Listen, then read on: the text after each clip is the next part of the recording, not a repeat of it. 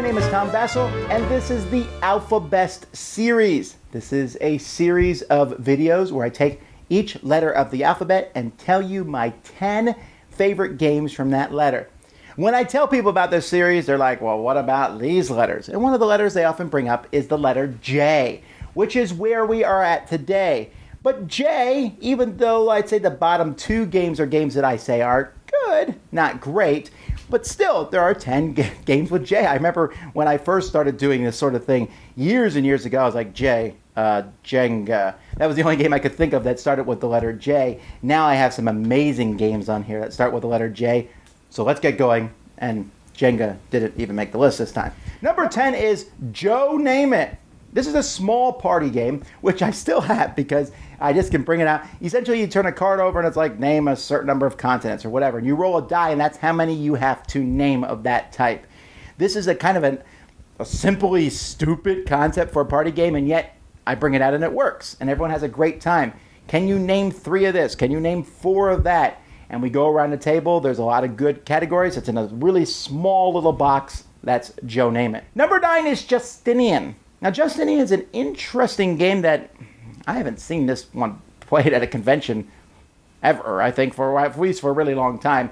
And there are different people that you are trying to have control over in the court of Justinian. And these whole people, you basically will pick up a whole board and move them along with the control that you've had on these different people. So there's this constant reshuffling and removing people. An intriguing idea. The idea is more intriguing than the game is fun. The game is good. It's just not great because it just doesn't play out as smoothly as I like.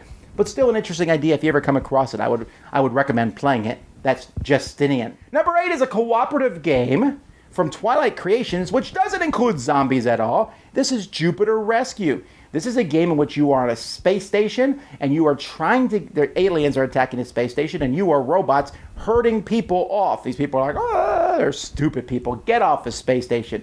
And you have to rescue as many of them as you possibly can before they turn into aliens. This game is a lot of fun. It's that right level of it's hard, but not too hard. Cooperative games that makes it perfect for families. Has lots of cool little plastic miniatures.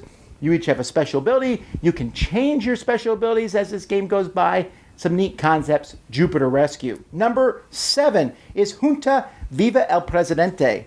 Now, Junta is this big, grandiose game about these revolutions that happen in different Caribbean islands. This is a smaller version of that game in which players are trying to start, they're trying to be El Presidente, and other players are helping them or going up against them, and you have dice that you're using as you make negotiation decisions back and forth. A very short game compared to the original one, and I like it. That's why it's on my list. Junta Viva el Presidente. Number 6 is a racing game with pirates. Surprise! Jamaica! Oh, yes, I still remember the first time I got Jamaica, and I was like, what? This is a limited game? Why would they limit this game? It's so fun. And they haven't. They have consistently reprinted this game. We've seen this game grow from a small little, a few people play it, to now a very popular gateway game where players are going to roll dice, and everyone's going to use those same 2 dice to take actions, whether those actions are getting gold or gunpowder or moving your ship. When you land on other people, you fight. A simple concept. I've never seen this game go poorly, introducing people to gaming, beautiful artwork and components. That's Jamaica. Number 5 is a trading game, a 2-player trading game, Jaipur. I really enjoy trading games. There's one that's a little higher on my list that also starts with J, which beat out Jaipur, but Jaipur has this whole, how am I going to take these things? There's camels. When am I going to take all the camels on the table? It's this back and forth idea, has different tokens. I don't know, Jaipur is one of those games that you have the cards and collecting tokens and things. And when you're done, you're like, let's play it again. And you play it again, you're like, let's play it again. That's a really good sign that the game is one you should hang on to.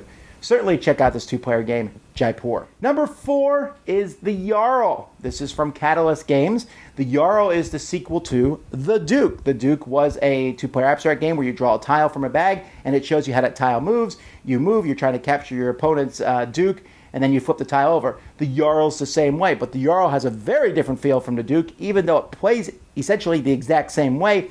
The pieces are very different. There's more blocking. There's more close combat instead of the slides that happen in the Duke. The Duke was closer to chess, The Jarl's closer. I don't know what the Jarl is, but the Jarl takes it and just feels more brutal back and forth.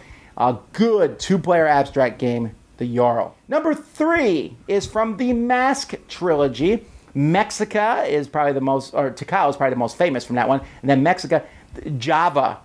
A lot of people have not played Java, and I hope to see this one reprinted at some point, but it is a heavy game. It is a heavy game that offers you a lot of choices. It uses the action point system. You have a certain number of action points. How are you going to do that? You're going to be placing tiles on the board. This game offers thousands of things you can do on your turn. I mean, if you add in all the different permutations and combinations, and because of that, some people don't like to play it because the analysis paralysis that can occur over the course of this game. But the gameplay is that deep and that fun. I cannot not recommend this game. If you ever get a chance, remember it's deep and involving, but a good game, Java. Number 2, remember I talked about Jaipur? This is the game that beat it out on this list, and that's Jambo.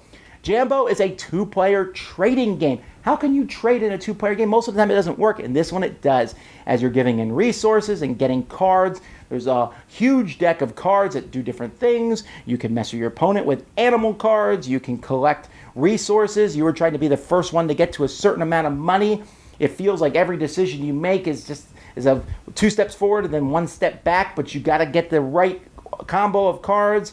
You have to get the right ones in front of you. It's, again, another one of those games you play it, you're like, well, that was fun. Let's do it again. Definitely check this one out, Jambo. There's another version of it, Asante, which is essentially the same game. You can get that one too. And my favorite game that starts with the letter J has turned out to be Jet Set. Now, I never expected this. Jet Set, when I first played it, I enjoyed it. But as the years have gone by, I'm enjoying it more and more. It's a great economic style game in which you are connecting different routes with airplanes across Europe. And as you put these out, you are getting about the expansion really helps it out a lot as you are trying to spend money to build more routes across there so that you can get more money back. The game is not super tight money-wise, but it offers a lot of good options. And every time I play it, I'm like, wow, this is if, I love Ticket to Ride, but this is if you took Ticket to Ride and made it a gamer's game. And for that, when I'm in that kind of mood, which I am often, and it's on my shelf because I like the game that much, I have to recommend Jet Set. Hey folks, those are my top 10 games that start with the letter J. Was not as hard as we thought. Come back next time for the letter K. You've been watching the AlphaBest series. Until next time, I'm Tom Vasel, and this has been The Dice Tower.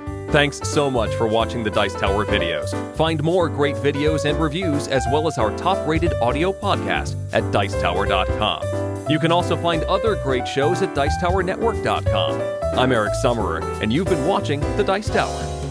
The Dice Tower is sponsored by Cool Stuff Inc., where you can find great games for great prices. Cool stuff in stock. Check them out at CoolStuffInc.com.